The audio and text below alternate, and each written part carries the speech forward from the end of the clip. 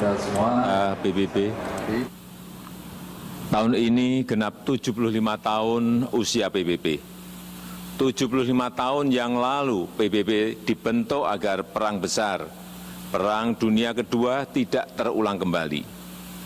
75 tahun yang lalu PBB dibentuk agar dunia bisa lebih damai, stabil dan sejahtera. Karena perang tidak akan menguntungkan siapapun. Tidak ada artinya sebuah kemenangan dirayakan di tengah kehancuran. Tidak ada artinya menjadi kekuatan ekonomi terbesar di tengah dunia yang tenggelam.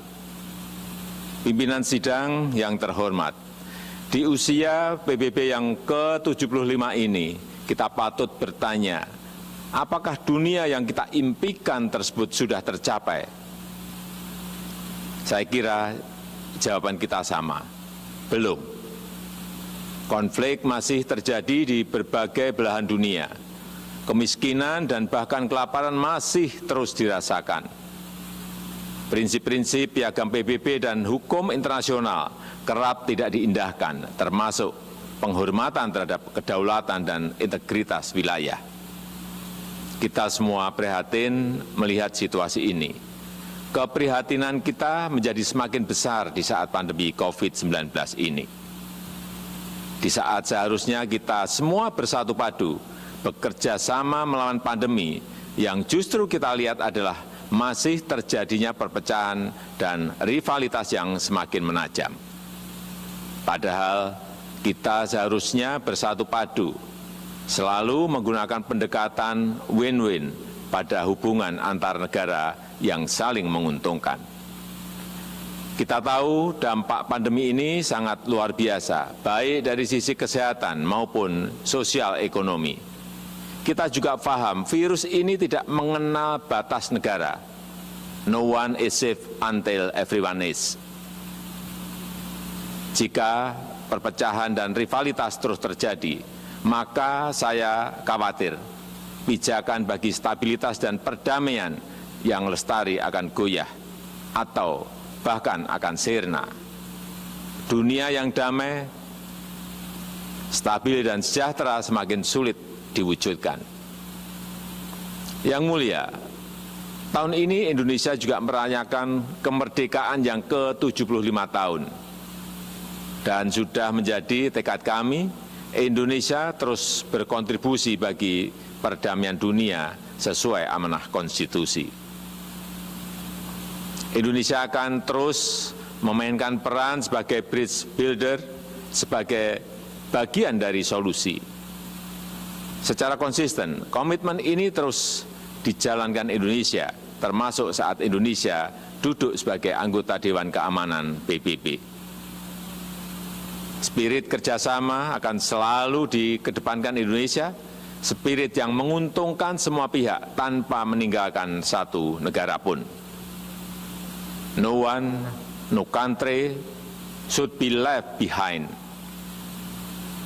Persamaan derajat inilah yang ditekankan oleh Bapak Bangsa Indonesia, Soekarno, Bung Karno, saat konferensi Asia Afrika di Bandung tahun 1955 yang menghasilkan Dasar-Sila Bandung.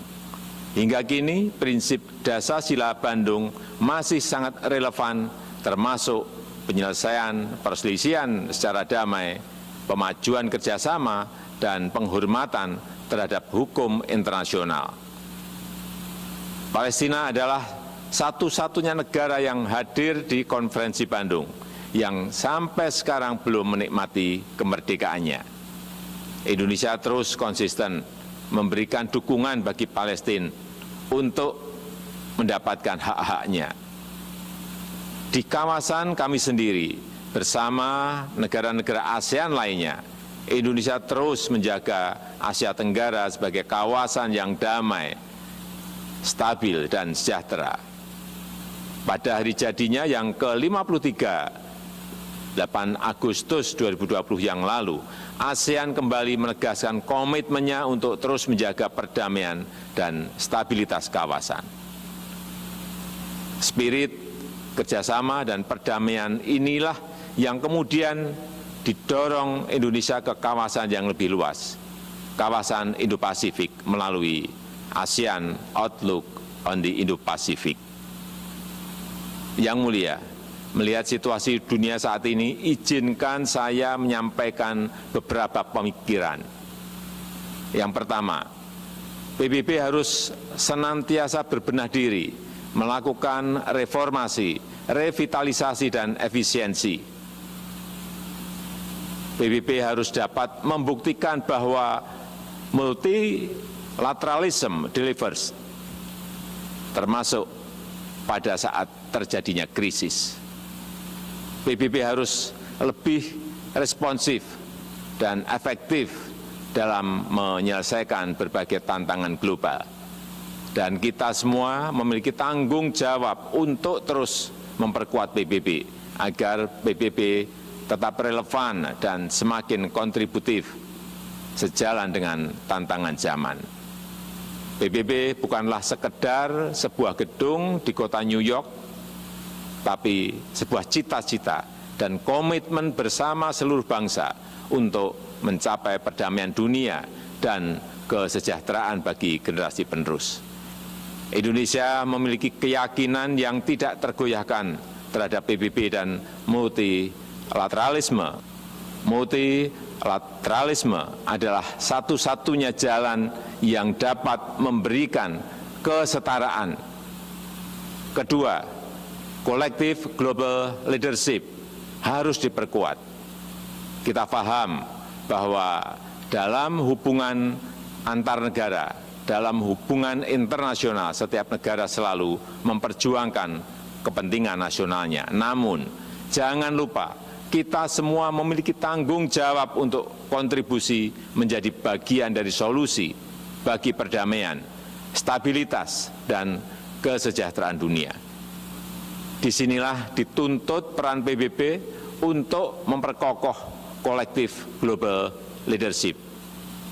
Dunia membutuhkan spirit kolaborasi dan kepemimpinan global yang lebih kuat untuk mewujudkan dunia yang lebih baik. Ketiga, kerjasama dalam penanganan COVID-19 harus kita perkuat, baik dari sisi kesehatan maupun dampak sosial ekonominya. Vaksin akan menjadi game changer dalam perang melawan pandemi. Kita harus bekerja sama untuk memastikan bahwa semua negara mendapatkan akses setara terhadap vaksin yang aman dan dengan harga terjangkau.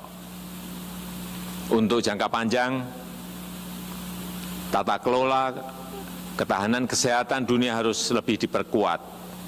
Ketahanan kesehatan dunia yang berbasis pada ketahanan kesehatan nasional akan menjadi penentu masa depan dunia. Dari sisi ekonomi, reaktivasi kegiatan ekonomi secara bertahap harus mulai dilakukan dengan melakukan koreksi terhadap kelemahan-kelemahan global supply chain yang ada saat ini. Aktivasi ekonomi harus memprioritaskan kesehatan warga dunia.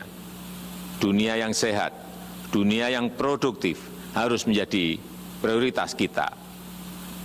Semua itu dapat tercapai jika semua bekerja sama, dan bekerja sama. Mari kita memperkuat komitmen dan konsisten menjalankan komitmen untuk selalu bekerja sama. Demikian, terima kasih.